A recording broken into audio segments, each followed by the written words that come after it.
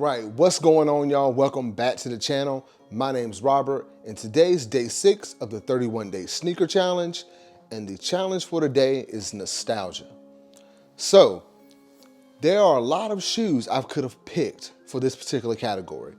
When I think of nostalgia, you know, pretty much all the purchases I make is, well, majority of like, especially the retros and whatnot, retro Jordans, they're all like based off nostalgia, you know, because I think that drives a lot of purchases people make today because, you know, you either had that shoe growing up or you could never get it and now you want to obtain that shoe, or, you know, that's just kind of how it goes.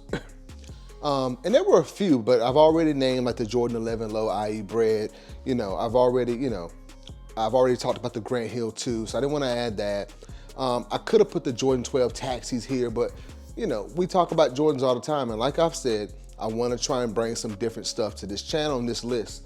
And I think this might be a shoe that you probably haven't seen much of, or many people probably don't have or talk about, you know?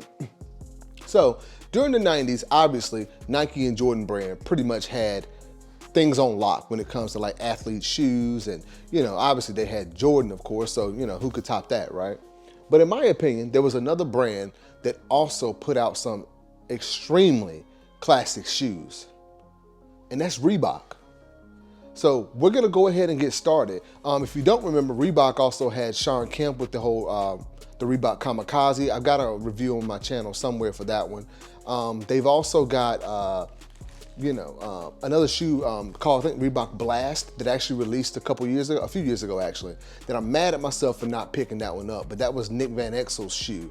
I should have got that one. That's another classic that I think about when I think of Reebok. But there's also one more. So, quick story time.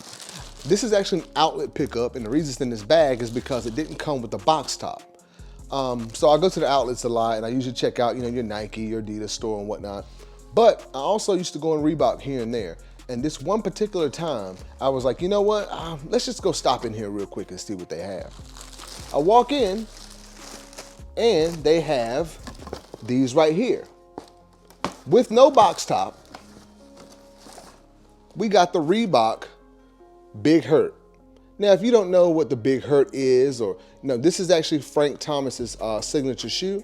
Frank Thomas was a baseball player in the 90s who played for the Chicago White Sox, and this is his signature shoe, like I just said. This is the white colorway. There's also a black colorway. I'll try and put a picture up here somewhere so you can actually see that, but it doesn't get any more nostalgia than this. You know, this is like, you know, straight 90s vibes. You got that loud design. And like I said, here's the box. I don't even know if this is actually, it just says Reebok Tech 90s Trainer. And I think I picked this up, the price tag says $49. I might have gotten this for a little bit less. I can't remember. But that's the box there. But overall, a classic shoe, man. It doesn't get any more 90s than this. This loud design, even to this day, is something that you do not really see on shoes at all. And I just wanted to bring this to the channel because I've had this shoe for years, and it's still DS. I don't think I've ever worn this. I think I might have, if I did, it was one time, or maybe I tried them on around the house, you know. Look at the sole there. So you got that kind of zebra stripe pattern all over it, and then look at all the Reebok branding. That's something else that was really, you know, big in the 90s, just loud branding on pretty much all of the shoes back then. So like I said, all those Reebok Vector logos there, and a quick look at the toe box there. All right, and on the tongue, you've got the Reebok logo again there with the Vector. And on the medial side, they're just giving y'all some looks at it because I got a feeling y'all probably haven't seen this shoe, or if you have, you probably forgot about it. All right, and on the back there, now this is one change from this shoe. On the original model, I think they had the Big Hurt logo on the back there, but I'm assuming they didn't have licensing to use his name on this shoe, so that's probably why they just went with the, you know, regular design there without the logo. All right, and the sole. So as you can see here, there's like kind of a little bit of spikes there and whatnot, which is, I guess, you know, because it is a baseball shoe. I don't know if the original one had the, like, you know, real spikes or not. I have no idea, but that's the sole on this one here. All right, now I've always referred to these as the Big Hurts. I don't actually remember the actual name. I have to find, I just call them the Big Hurts, the Frank Thomas shoe. That's what we knew him as growing up, but classic shoe. classic, and to be able to just like, you know, just shopping at the outlet one day and just stop by, and literally I walked in, there was an entire table full of them. And I wanna say, I feel like they might have had the black colorway too, but I just picked this one up. I should have got both, I can't remember. It's been so long, like I've had this shoe for years. It was just sitting up in my closet, still in this bag, and I figured I'd go ahead and throw them on the channel because nostalgia, you know, people forget about Reebok. I mean, I know right now, like, you know, in today's time, Reebok doesn't really put out as much as they used to.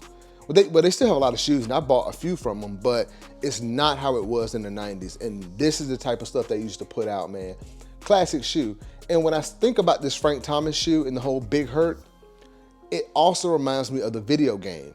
He also had a game on like Sega Genesis and Super Nintendo. I used to play it all the time. So that's another reason why I picked this shoe, because not only does this shoe remind me of those days, it also reminds me of the video game as well. So I had to add this to the collection. Maybe I'll get some wear out of this one day, because I know that nobody's probably gonna have these on. So I might throw them on feet one day just to, you know, break them in a little bit, because they haven't gotten any wear. Yeah, but that's about it, guys, for my day 6 challenge, nostalgia. Again, like I've said before, if you want to partake in the challenge, please feel free to do so. All the challenges will be down below in the description. It's been a lot of fun, man. I've been watching everyone's videos. I'm liking seeing, you know, all the selections that people are picking for the challenge. So it's been a lot of fun. I actually look forward to doing these videos. So that's day 6. I thank all of you for watching. Please drop a like on the video and subscribe to the channel, and I'll see you next time.